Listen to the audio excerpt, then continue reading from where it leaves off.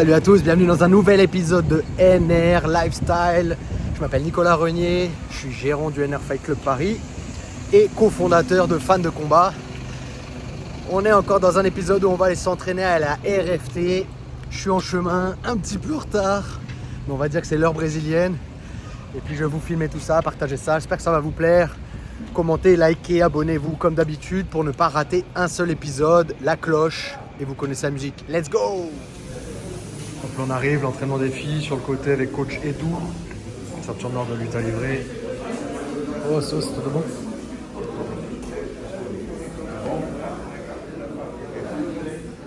Deixa eu ver o dente aqui. Deixa eu ver o dente. Vai, deixa ver, tá bonito. Vai.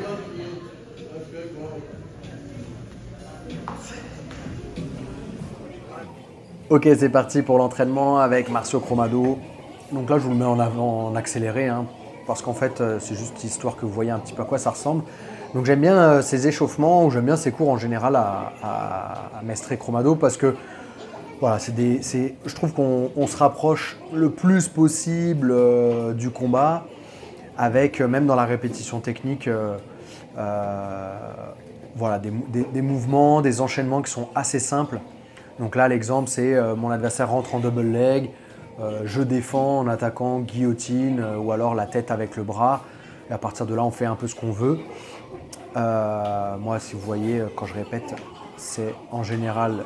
Alors là, je bouge la caméra parce que là, j'avais peur qu'il tombe dessus. Voilà, j'essaie de le faire pour aller chercher le dos. Et c'est dommage parce que dans la séance après, je ne l'ai pas du tout utilisé. C'est vraiment dommage. Et je m'en veux un peu. Je ne suis pas super content de ma séance.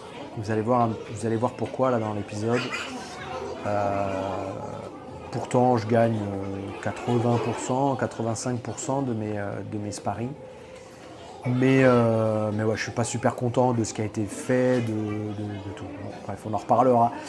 Mais voilà, du coup, j'aime bien ces exercices-là, en début de séance, pour échauffer. C'est, on lâche le corps, enfin on relâche le corps, on fait nos enchaînements. On se retrouve quand même, on va dire, dans l'énergie du combat, sans mettre non plus l'intensité du combat. Donc c'est sympa. Donc encore une fois, là, on était 3, nous, donc on a dû tourner à 3. Bon, là, on est à 2, parce que Mestre Para, qui a 65 ans, est revenu dans la partie. Et là, en plus, alors ce qui est pas mal, c'est que on trouve des prises aussi. Alors là, j'ai trouvé un truc pas trop mal sur la guillotine, où je viens joindre mes mains, en fait, en attrapant mes avant-bras en dessous. Et je trouvais en fait que la tête, elle pouvait pas sortir, quoi. Il ne pouvait pas sortir ni à droite ni à gauche, parce que l'une des possibilités là-dessus, alors c'est ou de sortir ou à droite ou à gauche, ou de s'asseoir pour renverser, pour défendre la guillotine debout, ou de se remettre à plat ventre. Et là, je trouve que c'était pas mal du tout. Donc là, Mestre Cromado va nous montrer le prochain enchaînement. Donc ce qui montre là, c'est que si vous rentrez la tête tout droit, et bien en fait, et sans percuter l'adversaire, vous avez un risque de vous faire attraper en guillotine. Exemple comme ça. Donc l'idée, c'est d'essayer de rapprocher le plus mon bassin et de percuter avec mon épaule. Et moi, je vais rajouter un petit truc, c'est d'essayer de toucher, on va dire, les cuisses de l'adversaire avec mes pecs ou avec mon ventre. Ça veut dire que normalement, mon bassin sera bien placé. Plus mon bassin il est aligné ou proche de l'alignement avec mes épaules, et moins j'ai de risque de me prendre de guillotine.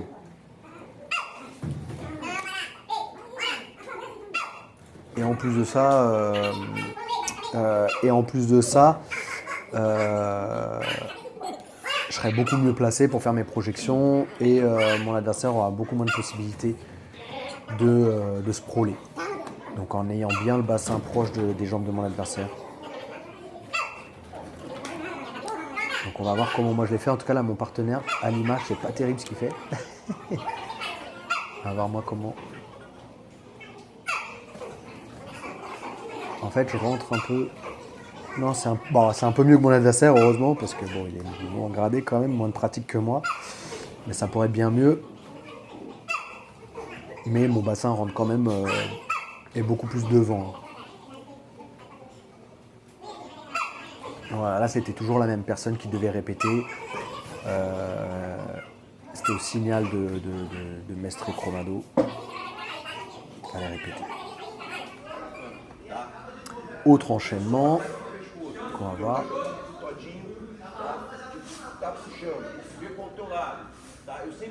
Donc les mains sur les épaules. Ce qui est intéressant, quand vos mains sont au niveau des épaules, les coudes fermés, c'est que votre adversaire, il ne pourra pas rentrer dans vos jambes normalement. Après, il y a toujours des possibilités. Et là, en fait, ce qu'il explique, c'est que quand on va aller chercher la guillotine de debout, en faisant un snap down, comme ça, là, c'est que si jamais, lui, il n'aime pas faire ça, donc c'est de ramener la tête du même côté que le bras qui a saisi la tête. Il ramène plutôt de l'autre côté, ça donne moins de possibilités à l'adversaire de rentrer dans les jambes en double leg et de nous ramener au sol. Hop, et de là, il va ramener la tête sous l'autre bras. À partir de là, on peut partir sur une guillotine. Donc, comme tout le monde a déjà vu John Jones endormir Machida. En tout cas, on peut attaquer la tête. Et après, c'est en général assez libre. Hein. Mais voilà, c'est un travail intéressant auquel des fois on ne pense pas, qui est assez simple. Donc on est reparti pour la répétition technique. Et donc ce qui était bien, c'est que j'ai pu affûter un petit peu ce que je vous parlais tout à l'heure là, ma guillotine en attrapant mes avant-bras et fermant bien les coudes, c'est-à-dire qu'il n'y a pas d'espace, je mets bien la pression sur la tête avec mon ventre, avec mes pecs. Et donc ça a bien en fait compressé sa gorge contre mes mains ou mes avant-bras. Donc franchement, il tapait très vite en fait à chaque fois que je le prenais, alors que je ne serrais pas vraiment super fort. Donc j'imagine que ça serrait bien. Mais c'est dommage parce que je crois pas que j'ai réussi à la placer après. Vous avez vu, la caméra elle a bougé là, il me faisait peur là. Aller sur ma caméra à 8 millions d'euros.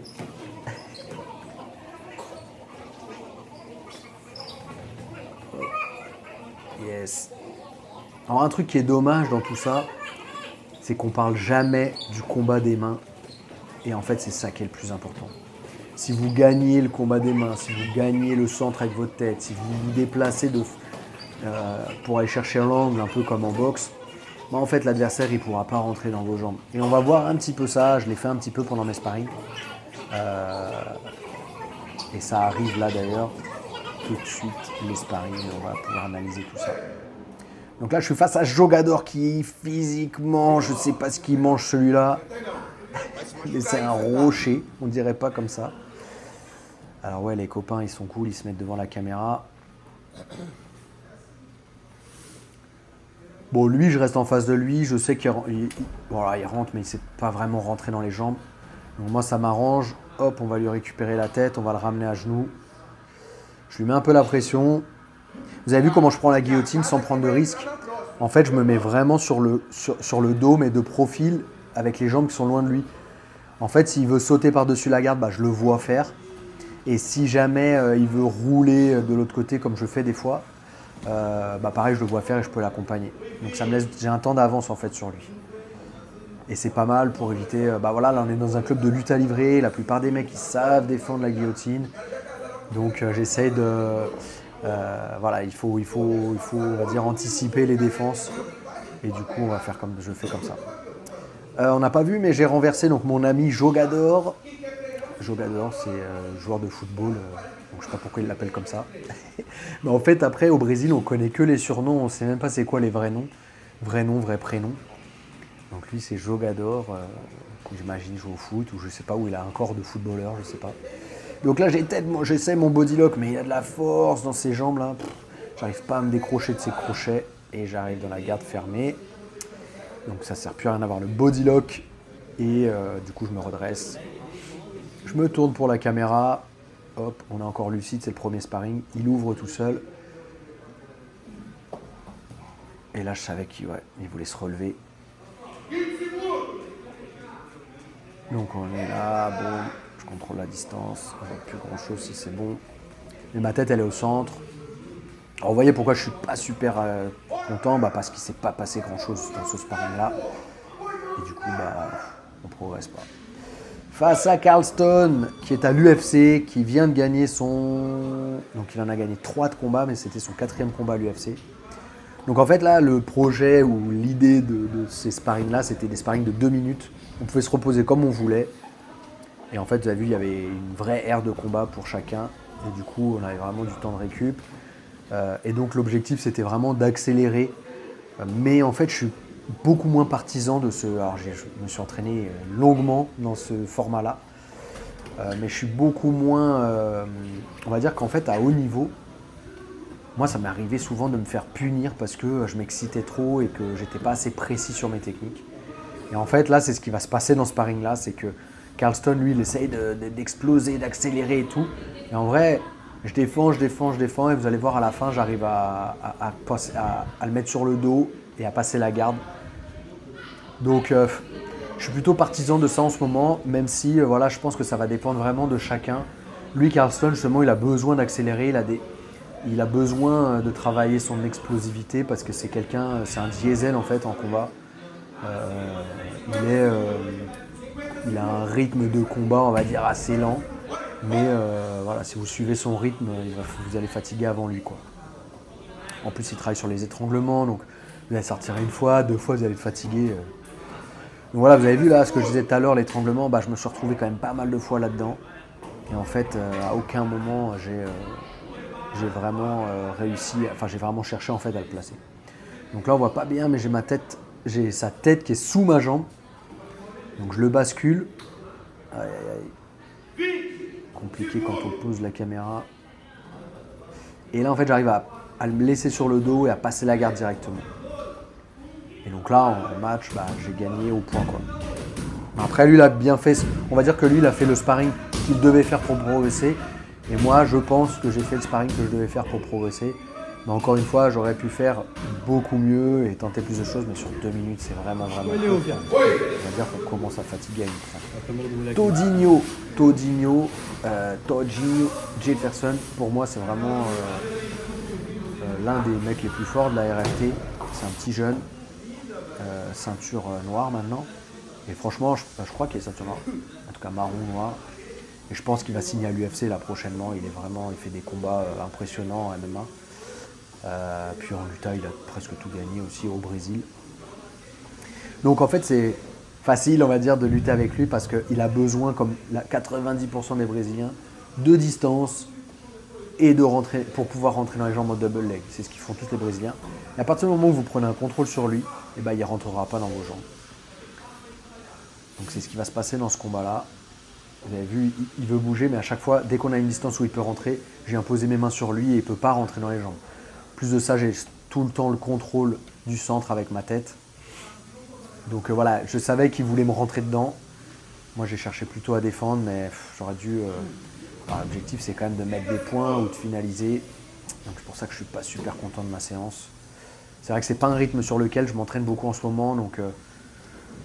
des fois, il faudrait que je me remette un peu à travailler comme ça sur des courtes durées. Oh, puis il attrape ma jambe, mais il n'est jamais vraiment bien placé. Là, je prends bien la tête. Je pense que là, je suis en train d'essayer ce que j'ai essayé au début là. Là, je lui serrais fort la tête là. Et là, dommage, il a anticipé le fait que je me mette sur le dos. Et ça dépend du format de compétition, mais pas sûr qu'il gagne grâce à ça. Donc là, je tourne avec un poids léger. Et juste avant le combat, je lui dis, mec, il faut que tu t'adaptes dans tes sparring. Parce que lui, il tourne de la même façon avec un mec qui fait 60 kg et un mec qui fait 100 kg. Il rentre dans les jambes, il s'excite. Et je lui dis, c'est bien beau, mais tu as un poids léger, tu es petit, tu peux pas rentrer comme ça. Tu dois t'adapter par rapport à ton adversaire. Et avec moi, c'était compliqué là, parce que je me suis assis déjà. Parce que ce matin, j'avais fait une grosse séance sur du soulevé de terre et j'avais le dos qui chauffait un petit peu, donc j'ai préféré passer cette étape là debout pour directement aller au sol. Donc là, je l'ai renversé en essayant de lui faire une clé de mollet. Je ne sais pas si vous avez vu, j'ai déjà montré sur ma chaîne YouTube. Et puis une technique qui m'a sauvé souvent des combats face à des mecs rugueux, une compression de mollet. Voilà, puis à partir de là, je l'ai renversé et là, je travaille mes passages de garde. Mais pareil, je suis pas content de ma séance. Je suis pas content. c'est vrai que sur 2 minutes, en fait, voilà, j'ai 37 ans, peut-être reprendre la compétition dans des catégories master. Donc il faut vraiment que j'essaye d'adapter mon jeu pour ces catégories-là. On arrive face à mon frère de cheveux. Alors, j'ai oublié son nom. J'ai oublié son surnom même. Et à chaque fois que je tourne avec lui, franchement, c'est vraiment compliqué avec lui. Parce qu'il est souple, il a de la force dans les hanches. Et puis il connaît quoi. Bon, il est ceinture violette, mais à RFT, pour être ceinture noire, il faut s'entraîner 58 ans. C'est pas une critique, hein, c'est juste une remarque. Il est vraiment bon. Et donc je savais qu'il fallait que je pourrisse un peu le combat. Enfin, je voulais essayer justement de pourrir un peu le combat au début. Tu as vu, garde fermée, hop, le collet à moi. Et puis là, j'arrive à prendre. Non, c'est pas ici. Mais bientôt, je vais arriver à prendre un bon contrôle. Là, je sentais qu'il voulait attaquer mes chevilles, donc hop, c'est calé. Ça m'a permis de prendre un bon contrôle là, regardez, hop, sous les aisselles. Et je crois que c'est là que j'arrive à le renverser. Yes, crochet, je prends un angle où il ne peut pas reposer sa main. J'arrive au-dessus, puis là, c'est le début de la fin pour lui.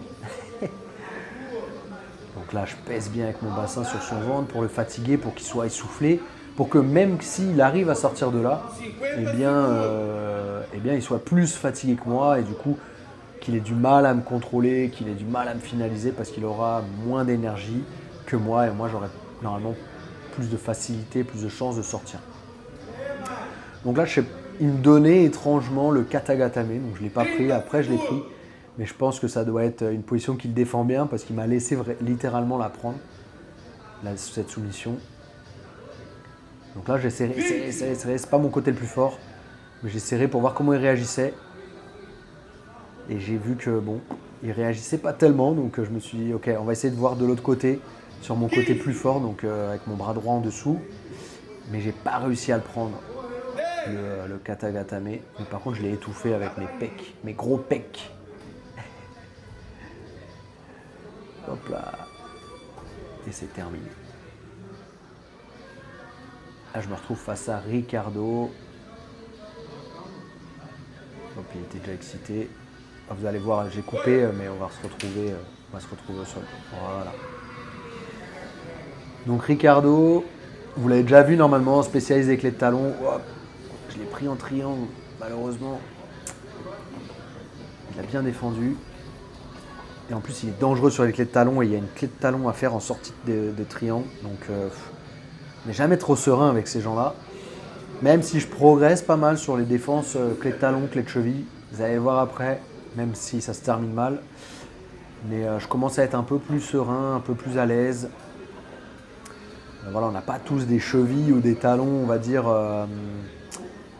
souples, ou je sais pas si c'est de la souplesse, mais voilà, moi, dès qu'on prend dans une des positions, j'ai vraiment mal, et mon talon, j'ai l'impression quand on me le prend, tout va se casser, quoi.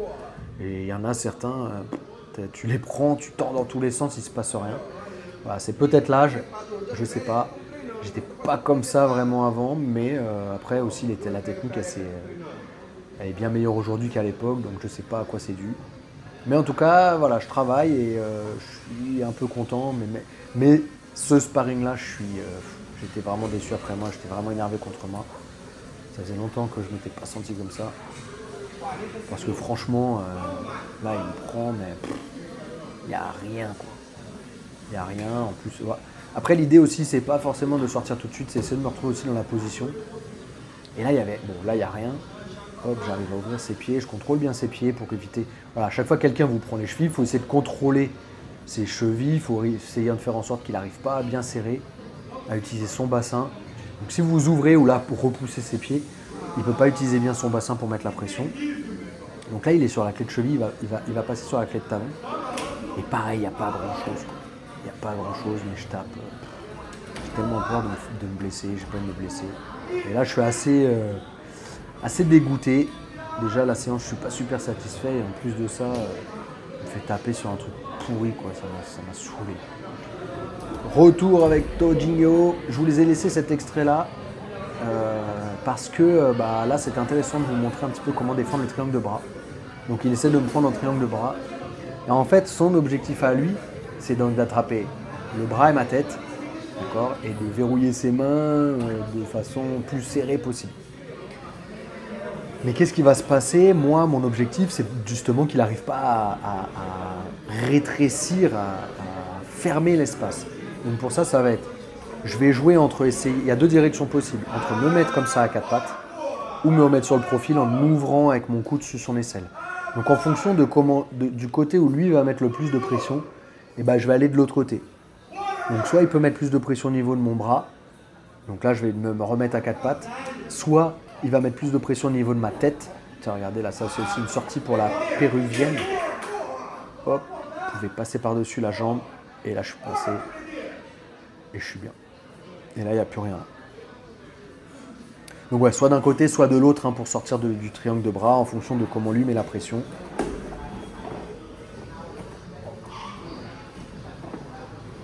Là je me retrouve au-dessus, ce qui est plutôt pas mal avec lui.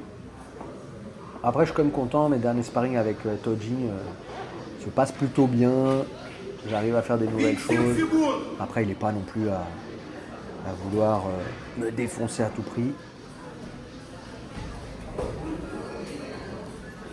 Mais là, il faut que je sois beaucoup plus offensif, quoi. En fait, comme j'essaie des nouvelles choses, j'ai du mal à les chercher, ça me prend plus de temps et du coup, j'ai du mal à construire mon jeu. Ok, désolé, ma fille et mon fils sont rentrés alors qu'ils savent que je suis en train d'enregistrer. Je leur ai mis une fessée au lit. Tranquille, je rigole. Ouais, donc voilà, donc je vous disais que ça prend plus de temps vu que je suis pas super à l'aise sur ces techniques. Mais on va y arriver. J'espère que vous pourrez voir mes progrès ici, que vous serez fiers de moi. Voilà, c'était mon dernier sparring avec Monsieur Todillo. Et là, c'est terminé, il est midi.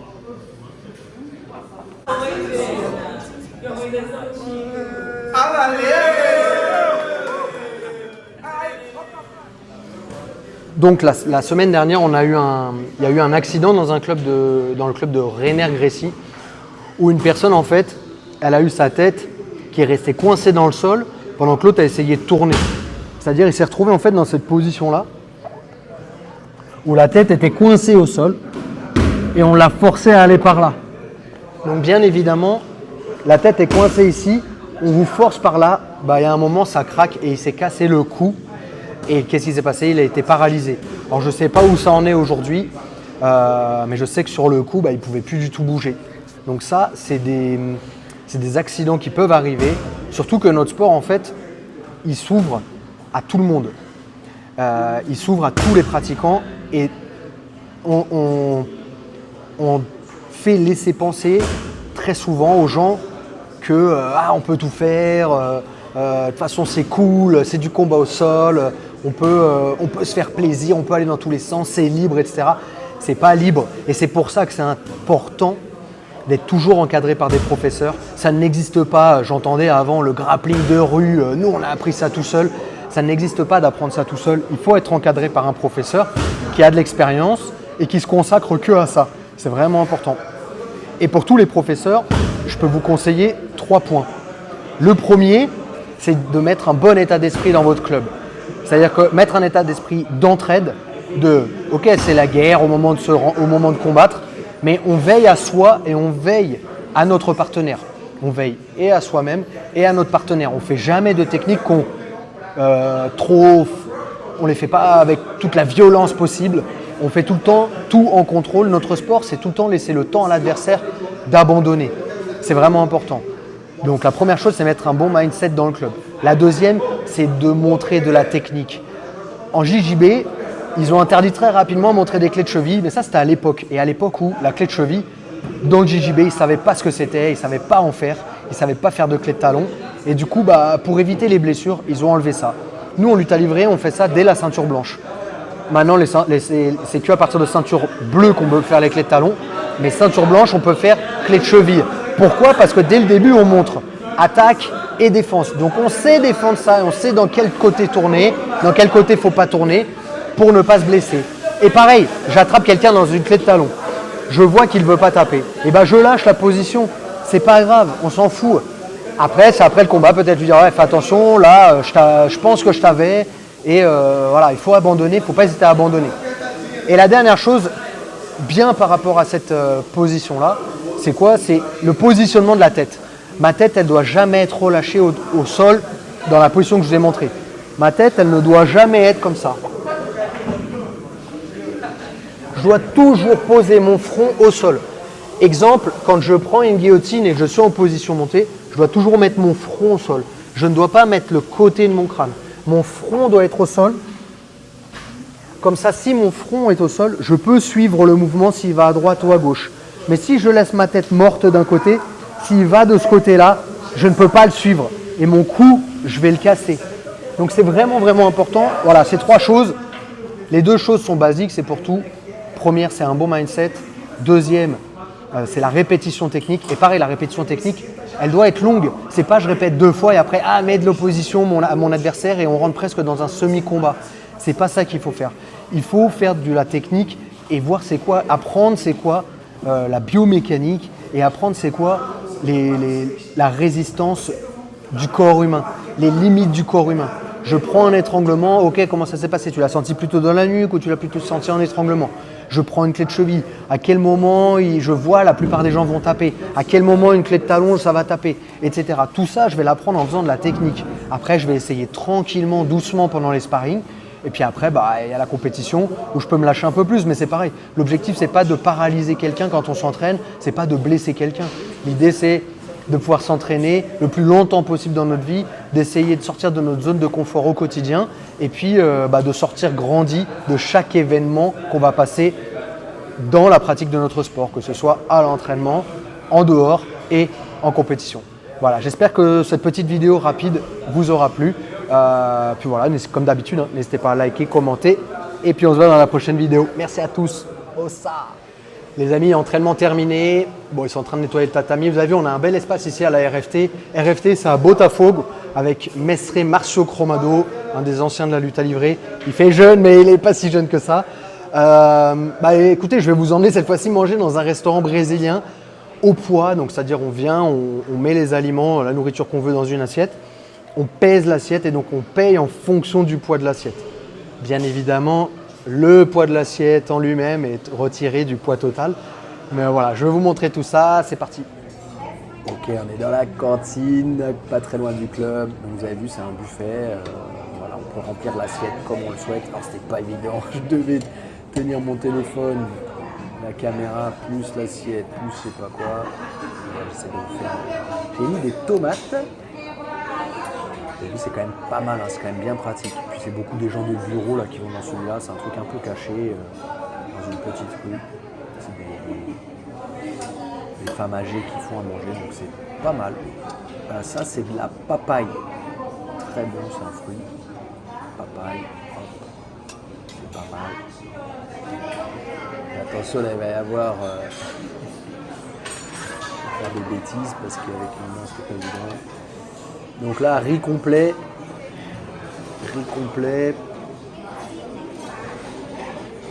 C'est toujours mieux que le riz blanc, les amis, pour une digestion plus longue. Alors là, je vais faire n'importe quoi, je ne sais pas si ça va se voir. J'ai pris les féjons. Féjons, c'est haricots noirs. Voilà, vous avez vu tout le jus, toute la sauce là. Voilà, c'est n'importe quoi. L'assiette ressemble à plus rien. Donc, du coup, j'ai coupé et je vous ai fait juste un petit plan après. Donc voilà à quoi ressemblait mon assiette. Donc papaye, on a de la citrouille, on a du poulet, riz complet, haricots noirs. J'ai oublié le nom de ce qui est à gauche en jaune. Et si vous savez ce que c'est, n'hésitez pas à mettre dans la description. Tomates. Et puis voilà, on est pas mal. Ça y est, on a terminé ce vlog. J'espère que ça vous a plu. Je suis arrivé chez moi après musculation ce matin, entraînement à la RFT en lutte à livrer, repas, vélo. Je vais me reposer un petit peu avant que mes enfants ils arrivent. Et puis n'oubliez pas, commentez, likez, abonnez-vous comme d'habitude. Dans la description, il y a plein de cadeaux pour vous. Allez récupérer ça. Et puis on se voit dans une prochaine vidéo. Ossa!